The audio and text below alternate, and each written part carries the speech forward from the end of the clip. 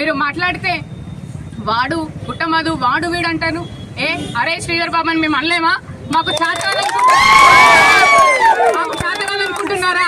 కానీ మా నాయకుడు మాకు నేర్పిన సంస్కారం మాకు అడ్డొస్తుంది కాబట్టి ఈ రోజు ఇంకా శ్రీధర్ బాబు, దుద్దిల శ్రీధర్ బాబు అని మేము పిలుస్తా ఉన్నాము.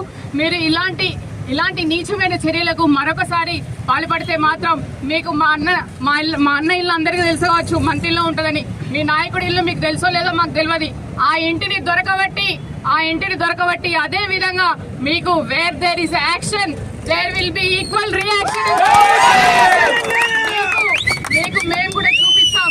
బీఆర్ఎస్ పార్టీ నాయకుల సత్తా మీకు అందరికీ తెలియజేస్తామని చెప్పి ఈ సందర్భంగా తెలియజేస్తా ఉన్నాను.